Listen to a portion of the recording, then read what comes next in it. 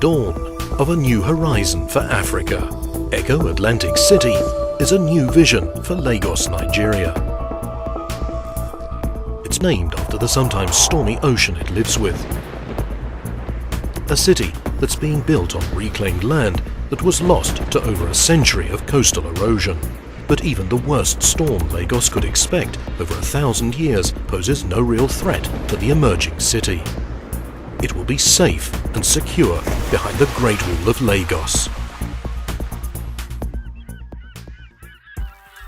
The Great Wall is an 8-kilometre-long revetment to protect Echo Atlantic and low-lying Lagos from the relentless forces of the ocean. It's being constructed to the highest standard of marine engineering available in the world today. An international team of highly skilled coastal and marine engineers applied physical scale model tests and computer simulations in Denmark to assess its stability under the pressure of extreme wave conditions. The design proved itself beyond doubt. It splits into 12 different layers of rock and concrete, which form this massive structure. Most of the Great Wall lies on the seabed, between 7 and 11 meters underwater. This is where its real strength lies. So the base of the Great Wall is around 45 meters, and the depth is typically 18 meters.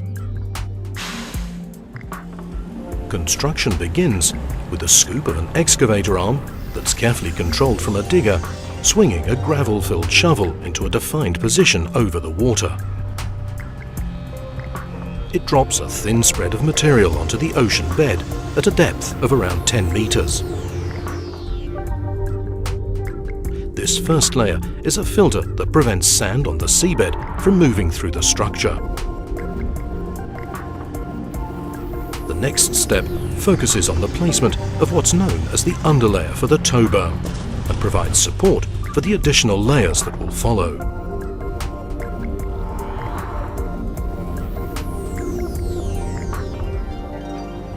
The essential rock core component is quarried locally.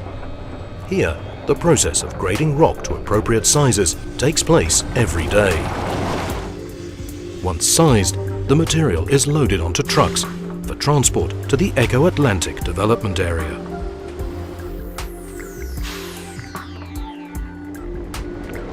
This quarry-run core consists of boulders ranging from fist size to 1 ton, providing a stable body for the main structure.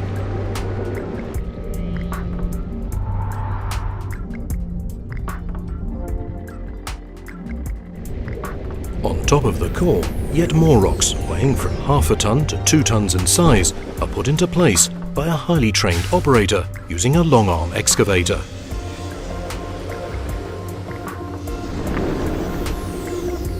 Successful rock placement is pivotal to this work and is guided to an accuracy of 10 centimeters using a global positioning system fixed on board the excavator. This rock underlayer provides a solid foundation for the primary armor that comes next, and also prevents vital core material from moving through the wall and being lost to the open sea. Large 2-ton rocks are positioned on top of the tow berm to further stabilize the wall against attack by both wave action and current.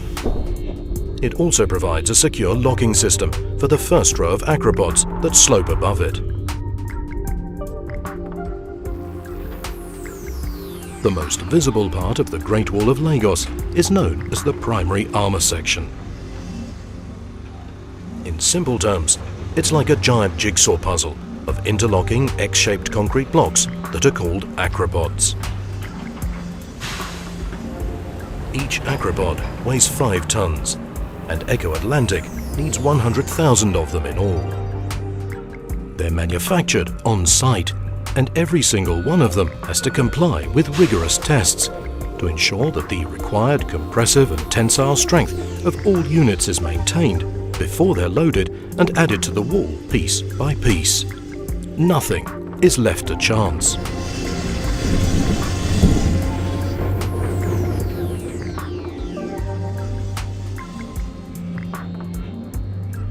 Moulded out of a special concrete that eliminates the need for steel reinforcement, they're placed in a predefined XYZ grid, again using a GPS system for pinpoint accuracy.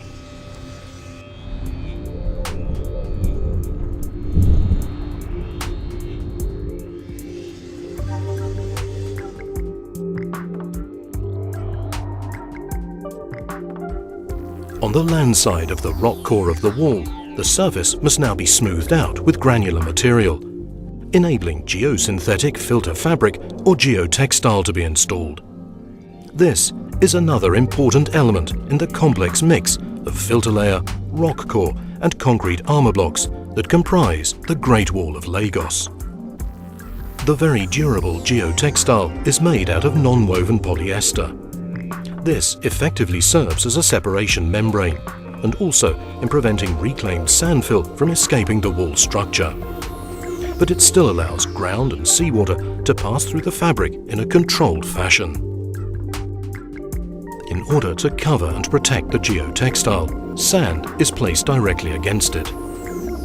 On top of the sand, the geotextile is rolled horizontally to accommodate another foundation layer of rock, which supports the concrete crest element that finally completes the revetment. The Great Wall is now truly taking shape, and its distinctive design rises 6 meters above the surface of the sea at this stage. But there is yet more to build. To further reduce the extent of spray and overtopping onto Echo Atlantic's oceanfront promenade in extreme conditions, the crest element or wave wall rises to 8 meters above sea level. Once the wave wall is complete, this formidable sea defense barrier is again reinforced by a wide sloping layer of rocks ranging from 500 to 2,000 kilos. They support the finishing layer of primary armour units. As sections of the wall are completed, a vast sand layer, upon which the actual city of Echo Atlantic will rise, is laid to a height of around 8 meters above sea level, protected by the revetment. The Great Wall of Lagos is now finished and up to full strength. It will ensure that everyone living and working in the 9 square kilometers of reclaimed land for Echo Atlantic, as well as the population of Victoria Island, are protected from the sea.